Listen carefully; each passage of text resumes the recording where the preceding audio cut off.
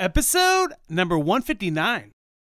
I think YouTube is going to become more ubiquitous, like almost to the point where for certain kinds of businesses, you're going to have your website and a YouTube channel, and it's going to be weird if you don't have that. And so I think that that's kind of what we're moving towards.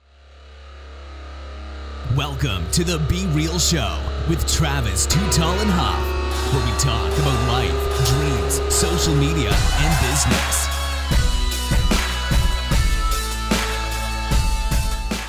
Well, hello and welcome to the Be Real Show with Travis Too Tall and Huff. Folks, I am super fired up today because we are bringing you our featured guest, Philo. Kayla, are you ready to be real? Yes, I am super ready to be real, Travis. Thanks for having me. Absolutely. And I love your name. It's a really cool name. Really cool name. So Kayla is an online marketer and entrepreneur, and she has actually founded an online business, The Ultimate System for Fab Videos and Finally Done. And she's used her 15 plus years of experience in marketing, consulting, and producing to really bring this to light for businesses and helping them get more videos, put out more content. And, you know, at the end of the day, I feel like with videos, it's getting it done, right? I mean, a lot of times it's like, it's perfect with your title. It's Fab Videos Finally Done, because I mean, a lot of times it's just getting the actual content created, right? Absolutely. That was the genesis of the name for that. We, in true entrepreneur fashion, though, we have renamed. Yes. So the program right now is called Mirror Your Brilliance on Video. But you can't do that until you get your Fab videos done. So yeah. Mirror Your Brilliance on Video. I'm going to put that in the show notes too. Mm-hmm. On video. It's mirroryourBrillianceonvideo.com, and it is a reflection, of this, passion that I have for getting people to start to be seen on video, because it's really, especially for the face of your business, it is the secret sauce. Yes, having them on your website, having them on social, so people know who you are. People know why you created this thing. Well, absolutely, and it's the fastest way, other than having coffee, which is awesome, but you can't have coffee with thousands of followers. Yes. So other than that, it is the fastest way to build trust and connection, which we all know is the first step towards working with people. Right. So my question to you is, what made you start this business? What was the moment where you're like, hey, I've got all this experience. I've been helping these customers for many years now, doing consulting, producing for nonprofits and small businesses. And now I want to help kind of create something where, we're doing it for them, helping them get, the system right, get the strategies right. And what was that? What was that starting point? Well, it was a big old kick in the ass from the universe, to be honest. Yeah, was it? Yeah, it was. So about, maybe some of your listeners can relate to this. About 3 years ago or so, I kind of turned my life upside down, and I sold or donated everything that didn't fit into my car. And I wanted to free up time and resources to kind of renew my career and renew my life, and to do some traveling and create this location independent business, which is what Mirror Your Brilliance on Video is. So longer story short, I did all of those things. And I was actually I had been doing video for, about 15 years, producing videos for entrepreneurs and nonprofits quite a bit, actually. And I thought, okay, well, I had this other idea. I had an entrepreneurial, bug. So I wanted to try to work on something else. So I did work on another startup for a little while. And after about a year, everybody I was meeting, they, that I would, around that idea, would go, well, that's nice, but I need to be doing video. Can you tell me how to do it? I have all these questions. Yes. Right. And I was like, no, I don't do that anymore, for, about a year. And then finally I said, hello, this is what really my niche market, my starting out market is female entrepreneurs who are the face of their business, coaches and consultants. And they all kept asking about video. And then I also realized, this is a market that has pretty specific kind of challenges and pain points around video. And I know how to do this and do it well. And I also understand where they're coming from emotionally sometimes around video. And so I finally said, I'm just going to pivot and create a system out of, what I know how to do really well, which is the video production process. What my clients showed me through their questions was they don't understand the system behind creating videos for their business. And I didn't really realize that. It didn't sink in before. So now that I realized that, I thought, oh, well, I know how to do this. And if I package it together then and make it, really step by step and easy for them, then that's going to be a huge service. And maybe that's what I should be working on. So that was what the pivot was around, taking my experience of being in person with clients for many years and turning it into something that could be easily accessed online. And then I still do video coaching. I have 3 different levels of ways I work with people. And the first is the Marry Your Brilliance method. And then that's more of my DIY approach. Gotcha. Anybody can take. So anyone could possibly pick this up and implement it even on a DIY, by themselves, obviously doing it themselves, but you're giving them the strategy and kind of using all your experience to give them the layout, give them the plan. Absolutely. Yeah. It's not really a course. I don't have a better word for it, but so I kind of call it a course, but really it's a framework that's ready to implement. It's a system that you can plug into your schedule today and get started on creating video with your smartphone. Wow. Yeah, because that's the key device, right? That's the key device to video creation. It's not this big old, $5,000 camera or a crew that costs, $500 an hour. It's pulling out your phone. Exactly. And I've had those cameras and I love them still. But to be honest, I don't shoot with those anymore. I shoot with my iPhone. All my videos are done with my iPhone because the most important things really are, besides the content, of course, are the sound and the light. And those two things are not that hard to get right. Now, Are you going to look like, Beyonce on camera? Probably not with the lighting, but you can definitely, my thing is, if you follow the system just with a few easy tweaks, your videos will look 90% better than what's out there right now. So you're helping them with the lighting and things like that too, with as part of the system. Yeah, well, thanks for that question. It's kind of 3 different areas. We help them, of course, with the technical aspects, and that's where some people get hung up. But really, if you keep it simple, which is my motto in general, it's not that hard. So you only need 4 things to shoot video with, and you just get those going and set up with the system that we teach people. And that part's pretty easy. There's also some kind of emotional support for people that have perhaps camera anxiety, and sometimes camera anxiety is just rooted in fear of being seen. Sure. And women have that in a different way than men because of our genetic makeup and then also our conditioning. And I can get into that if you want me to, but don't have to right now. But just let me know if you want me to. The reasons why it's different. Well, yeah, of course. I'd like to. I'm interested in that. What would you say it is different? Why? What key points make it different? Well, it all has to do with, when we were cave men and women way, way, way, way back. Okay. And, who was responsible for taking care of the little kids around the campfire or the cave or, living on the tundra. Anyway, back in kind of hunter-gatherer days, it was the woman because she was usually feeding the babies, right? And then the younger ones.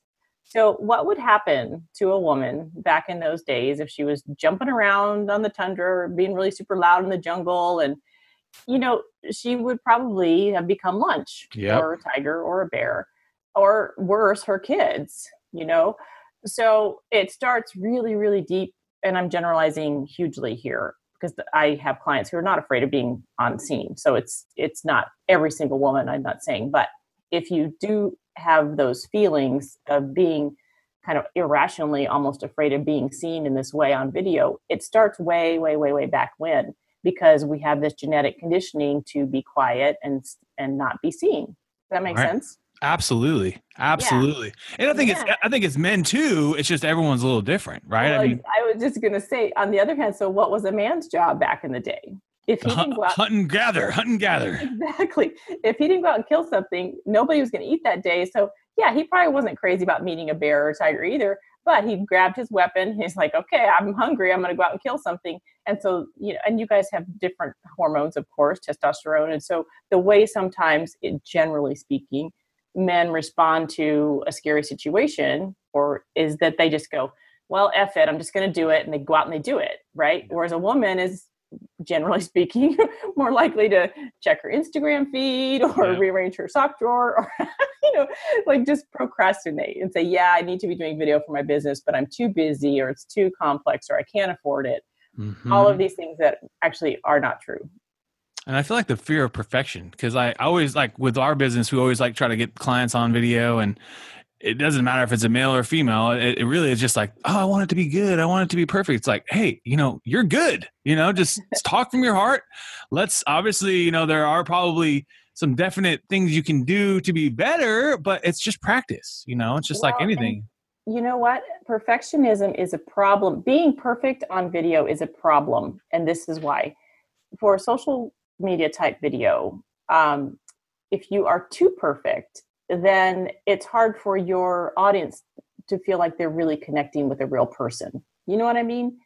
It's like, watching Super Bowl commercials versus, the car dealer down the street who's got his ad on, you know what I mean?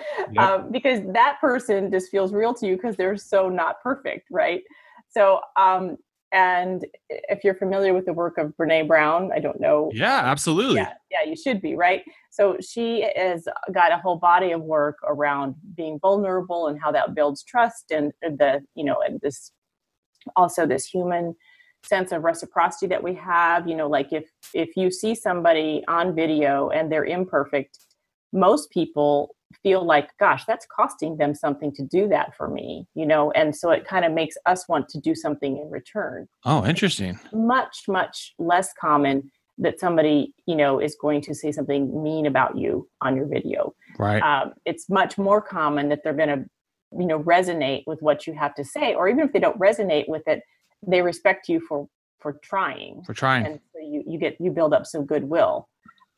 So that's the way to start thinking about, I want it to be perfect. Well, you actually don't. You want to be prepared, right? And you want to be respectful of your audience, but you don't necessarily have to be perfect on video, because number one, you're not going to be, unless you're, an actor, and then you're acting. And that's not what we're getting at with this. Mm-hmm. We're getting at being real, because once again, it goes back to building trust.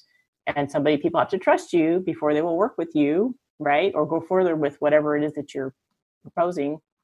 Absolutely. Does that make sense? Absolutely. Yeah, I mean, absolutely. So say someone is listening, say one of the listeners is listening right now, and they're like, okay, I'm not going to, I want to still start this. What is the first kind of topic you think that people is best to address in their videos? Or how do you first start your video? I mean, what is the best place to start? You have such good questions. Absolutely. Yeah. So there's a couple different ways you can approach that. I think that if you have no idea at all where to start, there's two things you can do. The first one is there are 2 or 3 basic videos that every business needs, especially if you are the face of your business. Mm-hmm. And it's the business, introducing your business video, which is who you are, what you do, why you do it, and what makes you different. No more than 2 minutes around that one. And then you can also, if you have sort of a product or a service that you want to be out in front, maybe your margins on that are really good, you could do a short video around that, because that's going to get that product or service more attention immediately and in a really quality way. Mm-hmm. Or you could do, I read recently that the about page on websites is the most visited page after the homepage. And yeah, kind of interesting, right? That is. And that's probably around, again, my target audience is coaches, consultants, people who are the face of their business. Right. Probably more so in that space, right? So you could do a little bit more about, your journey. But again, short and strategic, meaning we're not just, going on and on about, the puppy you had as a kid or whatever, unless that is relevant to your audience. Got you. Is the key also having kind of a brief video? I mean, is the key kind of keeping it within 2 to 5 minutes? Yes, it is again, it always goes back to your audience. What is your goal with the video for, and who is it for? Correct? Right. So obviously a teaching video is going to be presented to an audience that is more familiar with you. So those can and probably should be longer.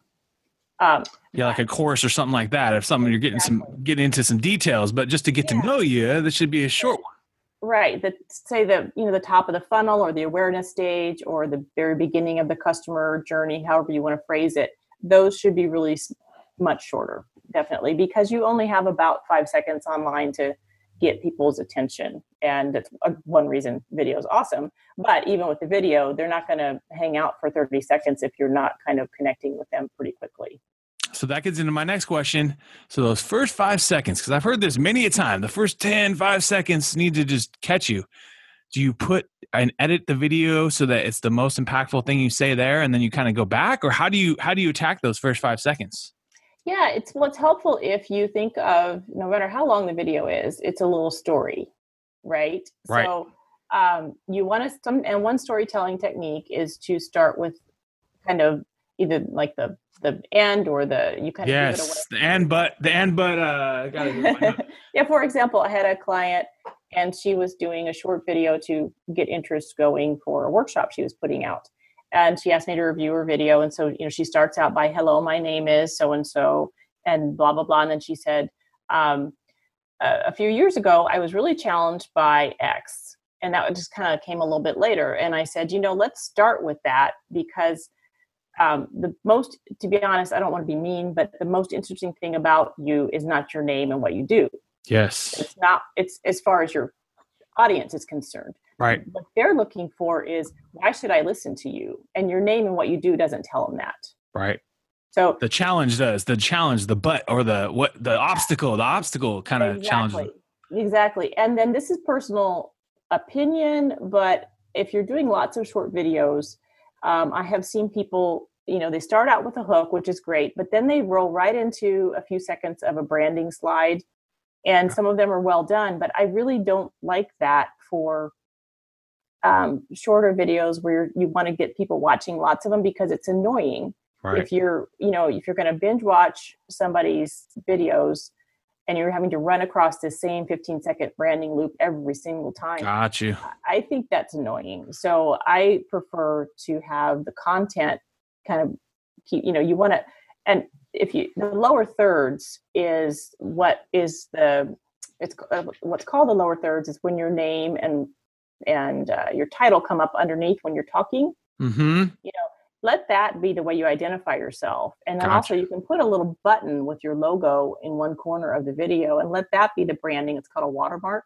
Got you. Have that run through the whole video, but don't make, not everybody's going to agree with this, but don't make your audience sit through, you got them excited, you hooked them in, and now the next thing you're showing them is your little branding reel for 15 seconds. I just don't think for online video that you want people to hang out for, that's a really good idea. You got them hooked, then keep them coming in. You keep reeling them in. Got you.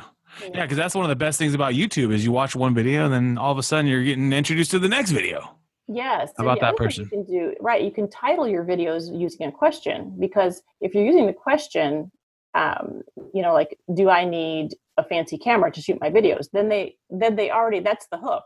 So they're sitting there going, oh yeah, that's okay. So that's what we're going to talk about. So they already know, they don't have to figure it out. Yeah. Instead of saying these are the steps about video or something like that, right. Just a bit more general, and you don't really know exactly what they're going to say or what the point is. And if someone's browsing YouTube and they only want to, figure out this question, they just click that video and they're good. Exactly. That's awesome. That's awesome. So then also my question to you is, where is the best place do you find to put the video out? Is it everywhere? Is it the website? Is it the YouTube, Facebook, Instagram? The best place is where, your videos want to have a home. Yeah. So there's two things. It's like, where does it live? And then how is it distributed? Right. And that can be the same place, but it isn't always. So for example, if you have videos that you want to, help your SEO and you want them to be seen, then YouTube is the place for those. Yep. I would not put those on Vimeo. Right. If you have videos where you don't necessarily want them to be public and you don't care if they're, not searched as thoroughly, and you care that the quality is a little bit better, then Vimeo is the place. Because with Vimeo, you also have more control over the viewer experience, to be honest, meaning mostly that, how with YouTube video, it always shows like 10 suggestions of what to watch next, and it's never your next video. It's always, it's like all these videos. Some other topic. Yeah. Some other topic. Although having said that, in a playlist on YouTube, they do roll through your playlist, but on Vimeo, you can turn off all of that stuff happening at the end of your video. The end can just be the end, or it can loop or whatever. Got you. Got you. So the answer to your question is it depends upon your goals for, how that video is going to be viewed. Got you. Facebook with YouTube embedded videos in Facebook, that doesn't work so great because Facebook hardly shares anything for free anymore. Right. They hate Google. They hate Google. And they much prefer native Facebook Yes. video. Yeah. Yes. Mm-hmm. So is it okay then to take the video and just put it out everywhere? I mean, is it okay? It needs to have a host. So say you choose YouTube, you put the video on YouTube. You can't really share it on Facebook or Instagram because it's just not going to work. So you have to actually natively put that in those platforms. Right. Is that okay to do too as well? I mean, just so the video lays on different places? Yeah, sure. Absolutely. Because look, and I also am a believer in repeating your content too. Now, not 2 days in a row, 3 days in a row, but, Right. a few weeks apart for sure. Right. It all goes back to your content strategy, but you can definitely repurpose video and, probably should be, because if you get, X percentage of your viewership to even see that one, right, then you're doing well. And if they run across it twice, then you've done really well because what is it? You have to see something 7 times. Yes. Like 3 to 7 times before you act or something. Yeah. And I had another coach who told me, she said that's actually going up because there's so much stuff out there now that people's filters are getting overwhelmed. And I said, yeah, I would agree with that too. Yeah. So, but once again, I wouldn't spend lots of resources trying to repurpose my videos for Instagram if that's not where my people are. You know what I mean? Right. Put it where your people are, basically. Exactly. Mm-hmm. Put the video where your people are. Have a home place where like it's going to be on YouTube or whatever, Vimeo. And then it's okay to embed those into your website then. It's okay to embed the YouTube videos in your website. And I have I wondered, I would be interested to know kind of what your audience, because this is you guys' expertise more than mine maybe, but I remember back when Facebook was, mostly like younger kids and then all the baby boomers start to migrate onto it and Gen X. And now like my daughter's not even on Facebook hardly at all anymore. Like they all left. they're on Instagram or somewhere else. They're on Instagram. Yeah. Exactly. And I think, YouTube right now skews super young. Yeah. But I think that's going to change. As Facebook becomes more of a pay to play platform and it's harder to get things found there. It's much harder to get attention. Right. Then I think YouTube is going to become more ubiquitous, like almost to the point where for certain kinds of businesses, you're going to have your website and a YouTube channel, and it's going to be weird if you don't have that. Right. And so I think that's kind of what we're moving towards. And people, I've seen, kind of content out there that is feeling almost a little dated, like, oh, well, YouTube is more for like a show format and you have to do this and be, every single week and make sure you have a certain time. And I don't know that that's always, I think it's going to morph into, because I've already seen like some of the YouTube gurus in my space, not the teen kids, but are getting a little less formal. Yes. They kind of started out by mimicking the talk show format where everybody looks really nice and sits on a big high stool, and now it's getting a little bit less formal and some of the videos are, trending a little bit shorter in some ways because they realize that's as more people get into video, it becomes easier that maybe that talk show format isn't necessarily. Absolutely. Yeah. If those that are listening, I mean, there's different people that like him and hate him, but look up Ty Lopez. Mm-hmm. I mean, the guy is creating video using his phone. I mean, you can see but he also spends, this is the secret, folks. He spends a lot of money on YouTube ads. You can target your YouTube ads, if you got someone that's an entrepreneur, you can kind of target the videos that they're watching. Yep. And then you can run these pre-roll ads in midst of their other content. And I mean, obviously the more you spend, the more exposure you're going to get. But I mean, that's the key is it's not necessarily about having some fancy set and having all this, glitz and glam and high-end cameras and production crews. It's pulling out your phone, putting some time and effort into some thoughtful videos, and then maybe advertising them, maybe spending a little bit of money promoting them and getting them out there to new people that haven't seen them before. Right. And his market, I'm guessing, is a lot on YouTube.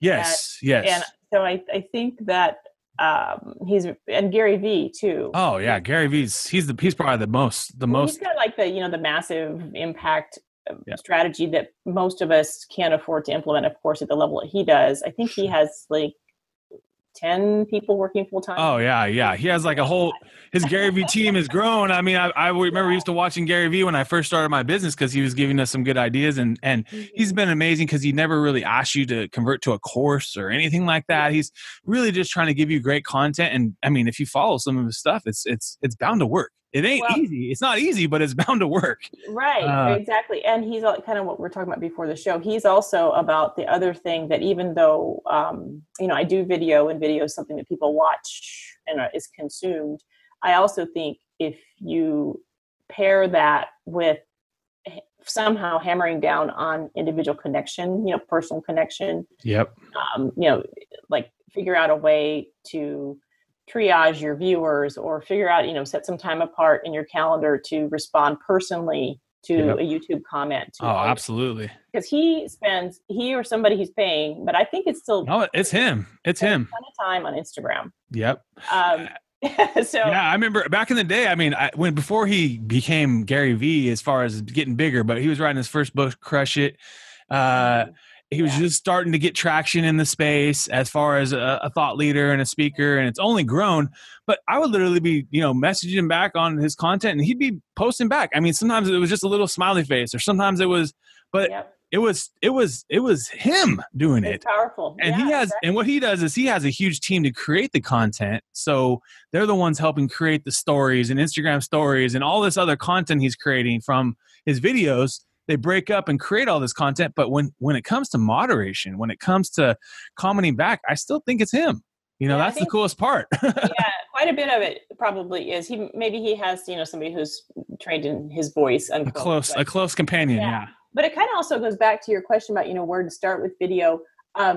There are, and this is something he does really well, and a couple other big coaches, Tony Robbins, and I mean, anybody basically who's been in situations where they've been on camera for many years, they're now going back into that stuff and chopping it up. Yep. And using it for short format social media video. And you could do that as, anybody who's done a presentation could do that as well. If you haven't done a presentation, set one up. I did 3 Zoom interviews, well, actually 4, 3 with top coaches who are using video really well, and 1 with a Facebook ad specialist.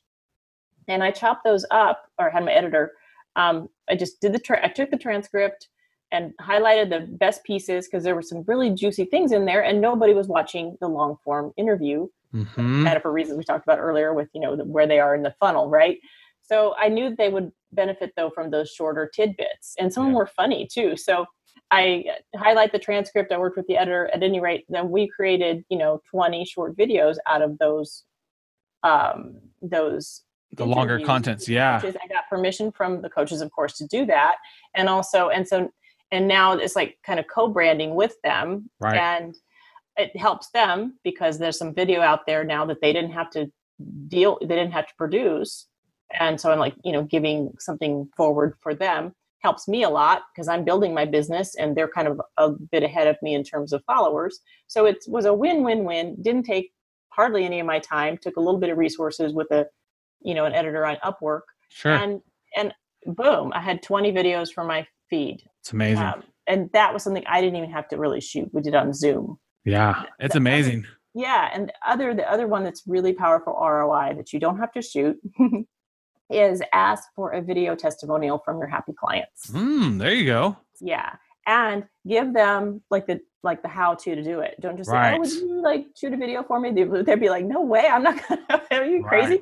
You frame it like, oh, could you just pull your phone out and just, just like as if you were talking to me, can you just say, hey, thanks for that XYZ, that specific thing that you helped me with, and now it's all better. And boom, awesome video that you didn't have to shoot. Right. And that, how powerful testimonials are. Oh, so, yeah, absolutely. It's like Yelp reviews or Google reviews. It's like, that's the ultimate. That's the ultimate. Absolutely. So those are, videos mean so many different things to different people, but those are some easy ways to get some video on your site, on your social media, that you don't even have to shoot. Right. That's a great point. Great point. I love that you give them a plan too. Well, now we're about to take you into our top 10. Are you ready? I think so. Let's do this. Okay. Apple or Android? Oh, that's so hard. Okay, Apple. Apple. Oh, I just bought a Pixel book, so. Oh, okay. So you're back. You do both. You do a little both. Yeah, I do. Netflix or YouTube? YouTube. YouTube. Instagram or Twitter? Instagram for sure. Instagram. Chicken or steak or fish? Happy meat, whatever it is, it has to be happy. Yeah, meaning it has grown, to be like local and yes, and humanely treated before its last worst day. Absolutely. There's something you can taste in it. You can taste a little bit of difference, I think, too, as well as also even if it's just for your own placebo, it's just it feels better. Well, I can tell you why it tastes different, but maybe we won't have time for that. Laptop or iPhone? iPhone. Yeah. iPhone. Spotify or Pandora? Spotify. Love it. Movies or video games? Movies. Mm-hmm. Movies. Reading books or listening to books? Reading books. I don't like audiobooks. Isn't that weird? Yeah, everyone's different, I mean, audiobooks, I feel like you really don't have to focus only on the book. Like I could be at the gym or driving down the road and still listening. So it's kind of one of those things you might need to listen to the book a few times, right? Mm-hmm. Where with a book, a physical book, like when you're reading a physical book, you really can't be doing too many other things. I mean, let's be real. I mean, you can't be driving and I mean, you can, but not safely and reading a book. But so I feel like when you read a book physically, it should be something you really want to soak in every single ounce of this knowledge and just spend your time. Don't rush it, and with the listening to books, I find you can listen on like a 1.5 or 2 speed, meaning the book goes by faster. So you could read an 8-hour book double as fast. And then also if it sticks to you, like you really like that book, you just reread it again or re-listen to it again. So I think there's no right or wrong. There's really no right or wrong. Sure. Reading books is definitely preferred if you can. It's just, and obviously for me, I've gotten into a newer routine with trying to listen instead of listening to music at the gym and places like that, listening to a book, and it's helped. It's just helped. But like I said, you have to kind of sometimes reread it a few times because you're not going to soak it in quite at the same as you would if you're physically just reading it. Right. No, and I hadn't thought of it that way before, but that makes sense. For me, it's just like if I don't like the way the person's reading, it's right. I don't like being read to. Yeah. Unless it's So anyway, that's because one of our guests, Garen Jones, would say you're the narrator when you're reading your book, and so that's amazing. And the only other positive benefit from listening to a book is then you have now a mentor. Mm-hmm. So but you're right. I mean, sometimes the book, the person that reads it is not great. Right. That's the truth. It's like when you're reading it in your own words in your head and you're feeling the emotions how you would say it. And some of these people are just reading it like they don't care. They're just like. Well, what you said about you're listening to it on faster speed. Yes. That it's funny because I'm Gen X and I'm thinking that would just like make me more stressed out than ever because there's so much information coming at us. And then am I going to listen to this book, where somebody's talking really fast? 2 speed. Yeah. 2X. One of my buddies is like 4X. So I don't know. It's crazy. Yes. The crazy thing is the more you do it, you actually get trained to listening to it. You adapt to it. Yes. It becomes like, if you go back to the 1 speed, it actually is like really slow. And you're like, whoa. That is fascinating. Mm-hmm. Okay. And also, honestly, you can't do it with every book because some readers are really fast readers and then some are just really slow and impactful and want to slow everything down. And so at 2X, that sounds normal. Well, that's interesting too because we're talking about business books too. That I have kind of a pet peeve because some of those are just churned out to send you to their content. Of course, yeah. They want you to send you to a course or... Yeah, there's like 12 chapters that don't need to be in there. And I mean, I'm an editor at heart, I'm video editing, but that's how I think is like, right. Just get to the point. Cut out the fluff. Exactly. And some of those books is like, ugh. Yeah, I agree.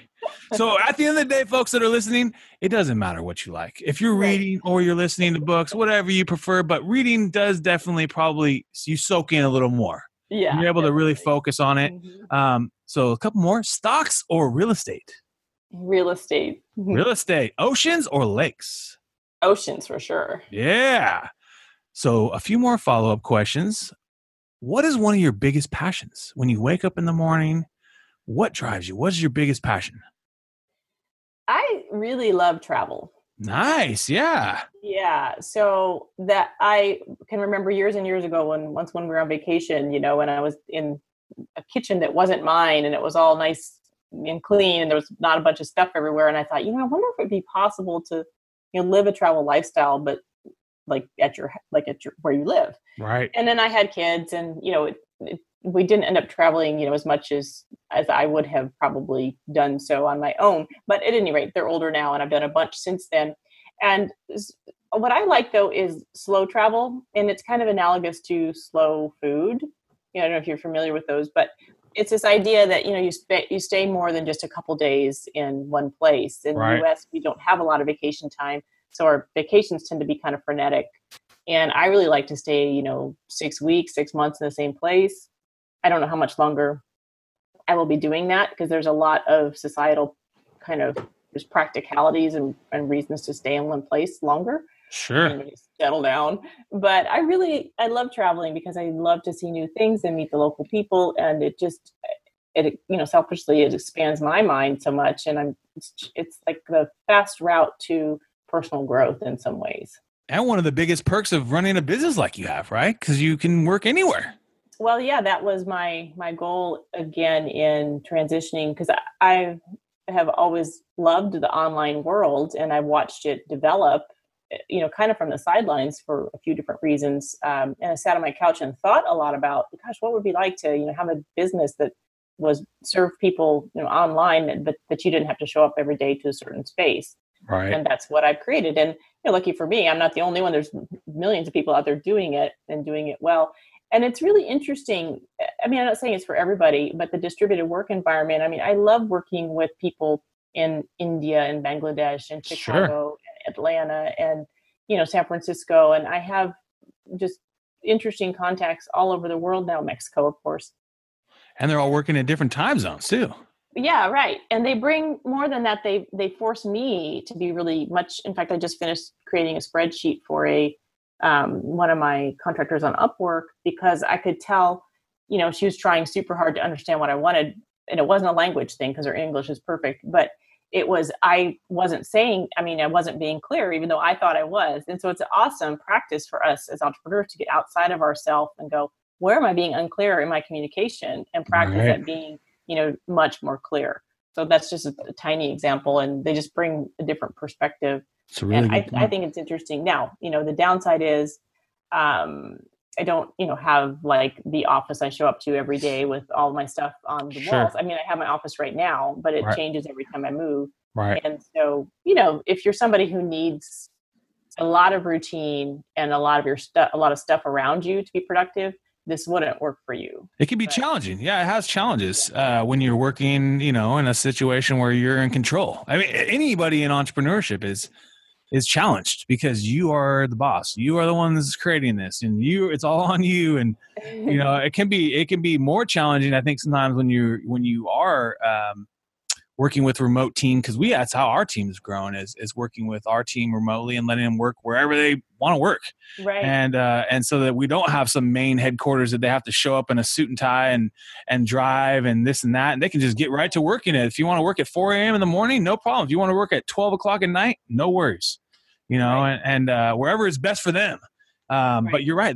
There are some very, very real challenges that come with it, but I think the perks outweigh it. So if you were to have a long day of work, you're working hard, getting some successful videos going, what is one of your favorite meals at the end of the day? Oh, let's see. Favorite meal at the end of the day. I really like pizza. Oh, nice. Do you have a favorite type of pizza? Just a really perfect basic margarita pizza. Oh, yes. Potatoes and the basil and the really, really, it has to be like locally made mozzarella cheese. Yes. Olive oil.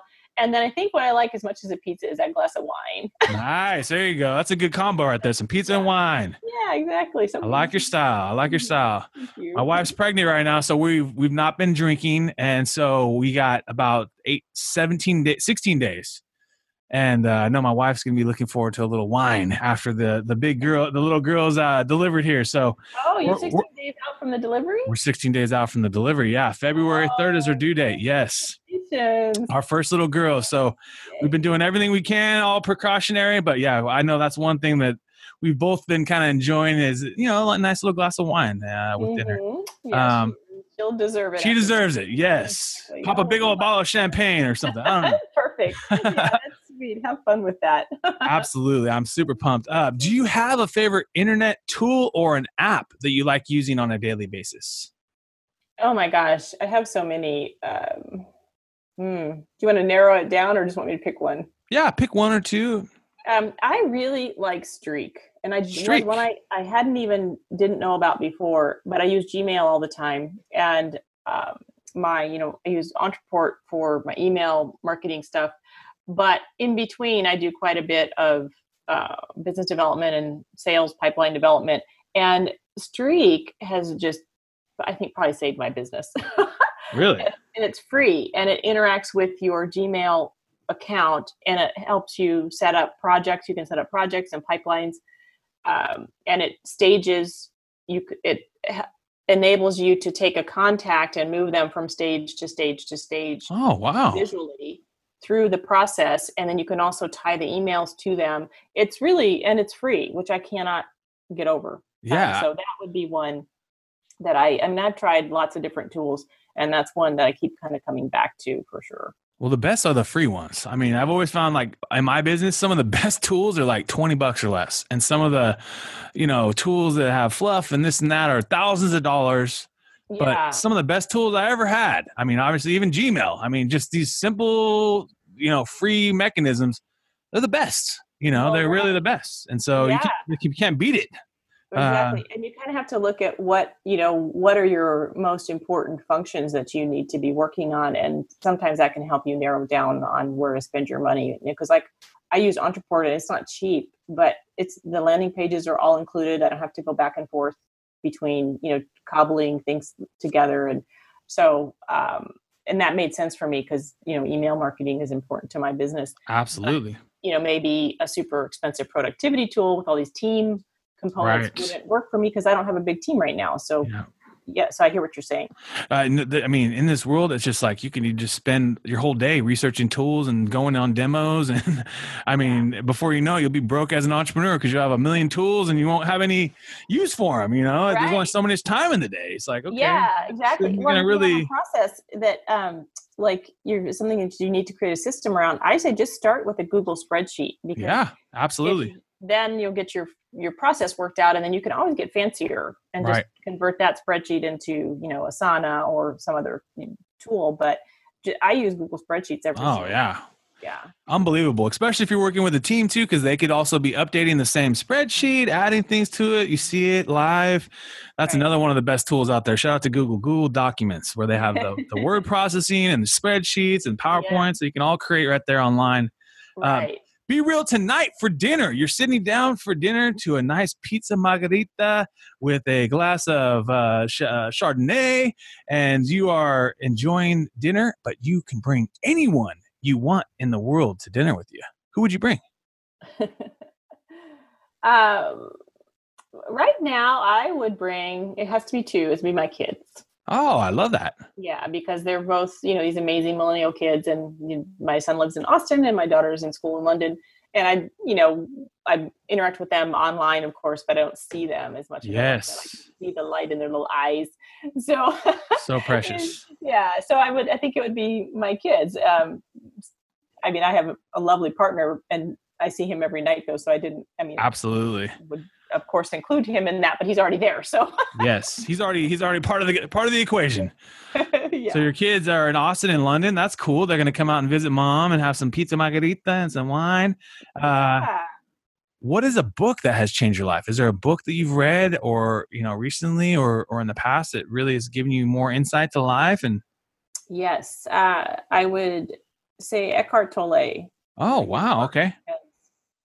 Definitely changed the way that I look at the world. And that happened about almost 10 years ago.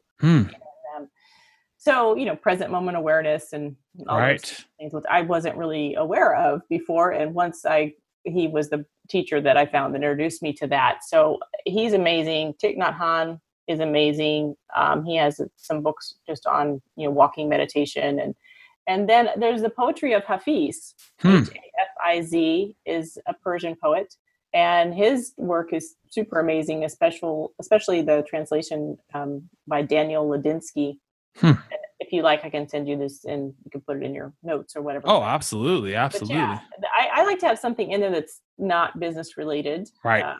And not even necessarily spiritual related, but more art, poetry or art or something too. So that's awesome. That's part of what drives you is art, because that's obviously when you're in video. It's an art. It's an artistic thing. It's producing something is an art. After a long day of work and you're working hard, do you have a favorite thing to do at night? Do you watch a show? Do you have a favorite, episode or series or anything you're getting into? Well, we're super lucky right now. Even in Mexico City, we usually go for a walk. Oh, nice. Yes. In La Paz, Mexico, we live near the Malancon, which is the boardwalk here. So we usually go down there. But I did watch, kind of guilty pleasure. There's a series on Netflix called Made in Mexico. Made in Mexico. Mostly in Spanish, but they talk a lot in English. And it's about the social set of it's a pseudo drama. They say it's a reality show, but I don't think it really is. I think it's got some scripted, lightly scripted. Scripted, produced, regular show that's supposed to be like a reality show. And it's pretty hilarious. That's awesome. I did kind of binge watch that a little bit. So you like to take a nice walk and then once in a while just binge watch a little Netflix and Made in Mexico. Yeah. Well, I just want to say thank you so much for your energy, your positivity, your insights on the show today. I think your business is going to continue to grow and prosper as you've already are, but even more, helping more people, I think, because video is going to become a bigger part of their marketing strategies. And folks, if you're listening, I would say give her a shot. We'll put that in the show notes, the Mirror Your Balance, Mirror Your Brilliance on video.com. Is that correct? Mirror Your Brilliance on video. I love that. And let's get this done. Let's get these videos out there. Let's start today. And so, we really just want to appreciate you and thank you again for your time today. Folks, you've been hanging out with Kayla, Philo, and Travis Too Tall and Huff. I want to thank you again for your time today, and let's keep being real. What another epic episode. And if you enjoyed the episode today, can you please do me a favor and subscribe to our podcast, The Be Real Show, on iTunes or your favorite podcast platform, and also take a little time today, if you don't mind, and give your boy T Huff a review. I would really super appreciate it, and thank you so much for listening today.